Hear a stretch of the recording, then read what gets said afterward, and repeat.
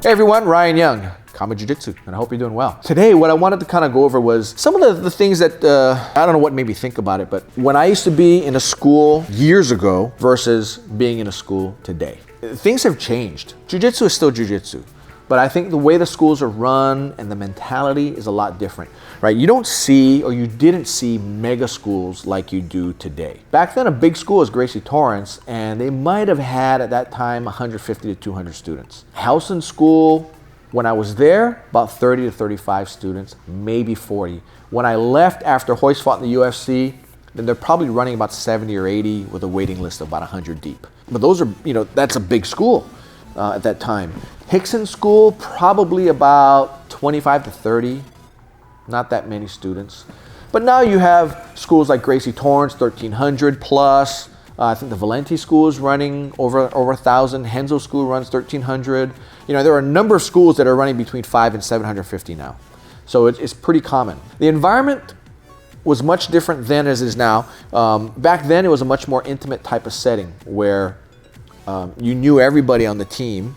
And one thing that was really bad that I can't say I liked, but I can say that it helped me. But it's not to say that we can't do better than that now. But what it was you had rivalries. And rivalries between people who started around the same time as you and guys that were maybe within 10 or 20 pounds of you.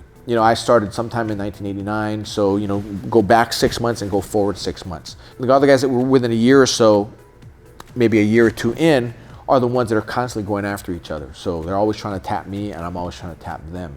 And we're always looking to get an edge on our training partners. I don't know if that was a good feeling. I didn't particularly like it. But when you're in an environment with a bunch of alpha males who are there not to learn self-defense, they're learning to fight. I wasn't one of these guys, but there'd be a group of guys that would go to the clubs on Friday, Saturday night, and they would just go and pick fights. Just find a guy in a club, look at him the wrong way, and get that guy to call them out. And they say, look, okay, if you want to fight, let's go. And then they planned this. This is just something they would do. And they would do it just to kind of test out the jiu-jitsu. Nowadays, at least in our school, we don't really see that. Everybody here, they're all family people. Nobody's here anymore, but because everybody's got to go to work in the morning. They've got kids, and they got the wife, kids, or whatever, and they got jobs to go to. Whereas back when I started training, everybody was in college. You did have those people that were maybe in their 20s, maybe mid to late 20s, but you didn't have too many people that were in their 30s. That was pretty rare. Two in particular I can think of. They're both black belts now. One of the purple belts would typically meet me on Saturdays when we weren't training. We trained Monday, Wednesday, Friday. He said, hey, come in on Saturday and I'll teach you. So he would teach me, and he still teaches today. And he teaches. His name is James Tanaka, and James teaches out in Hawaii, out of his garage still. He's probably got 5, 6 black belts by now. So I still kind of touch base when I get to Hawaii and I go see him. But yeah, he when he's a purple belt, he'd say, hey Ryan, come on in Saturday. He'd give me his time and he would teach me. On the other hand, during the week, during classes, another person who's a black belt now, but purple belt then, his name is Kofi, and he's a Howson black belt, and he would show up early as well. But both of them were in their 30s. Kofi would just train with me because I'd get there early, he'd get there early. We'd train for half an hour before class would start. But everybody else that I trained with who were kind of contemporaries to me, I was a white belt, maybe a blue, but James and Kofi were like 2 belts ahead of me, so there was never really any competition there.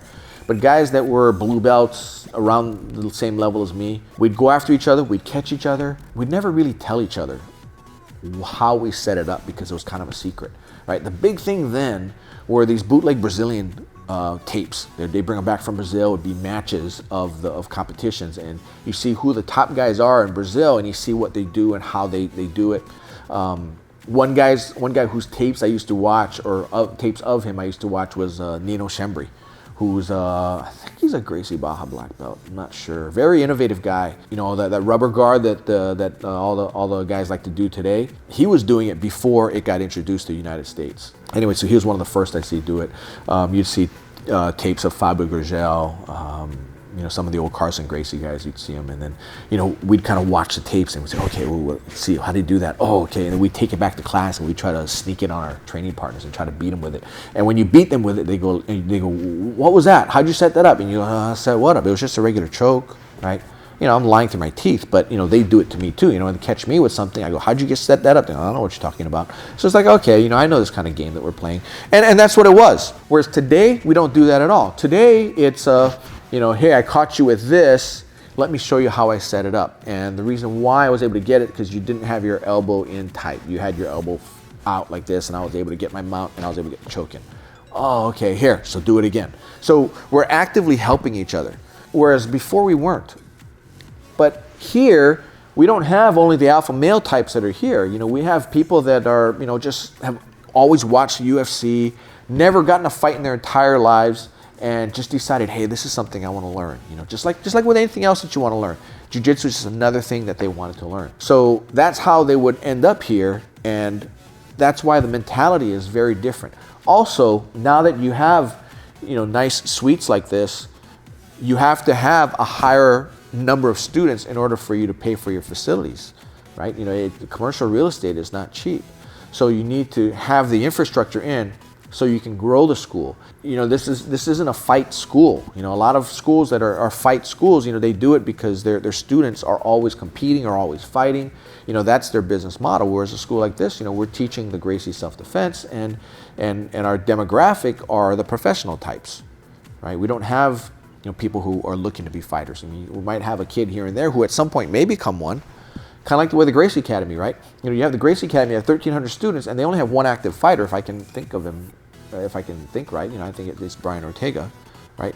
You know, they have that many students, but only one active fighter. But it just goes to show that it does work if you have the right individual who has the mindset and the physicality to do it. But a Gracie Torrance is like us. You know, it's the demographic is a little bit different. Whereas the Gracie Academy a while back, you know, 25 years ago, was different than the Gracie Academy today. That's how the mentality was in the old school versus the new school. And you know, we didn't care about clean mats back then. We never cleaned the mats once. It was an amazing thing that I don't ever remember anybody in Hawaii getting staph or getting ringworm or anything like that. And we'd bleed all the time, right? And when somebody's bleeding, it'd just be one of those like, oh, you sucker, you made me bleed. And you just keep going. You know, oh, sorry, and we keep going.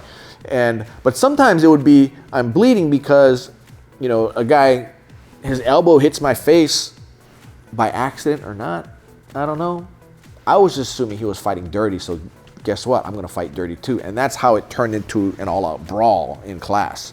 And it would be relatively controlled, but still, I mean, after it's done, you know, there's just, you know, people are pretty upset and they wanna, you know, and you go home and you think about it. I go home and I think to myself, man, that so-and-so, you know, is such a jerk, you know, next time I come to class, I'm gonna beat the crap out of him. And I know he's thinking the same about me too.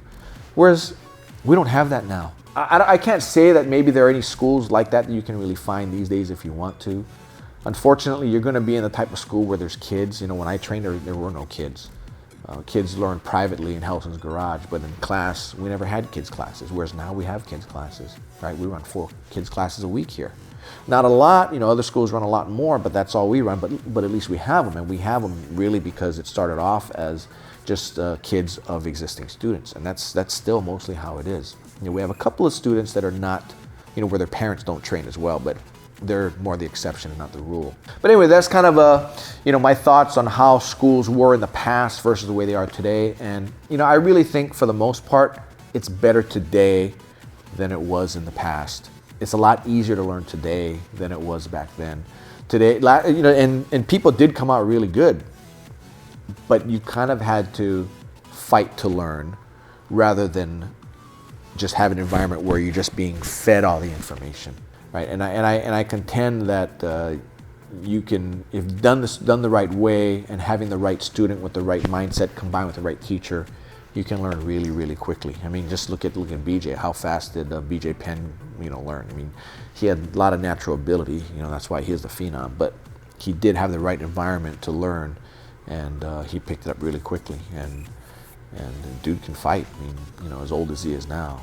And anyway, well, that's all I got for you on this one. If you have any questions, you know, go ahead and comment below. And as always, hit the like button and share it. Take care now. Happy training. Bye.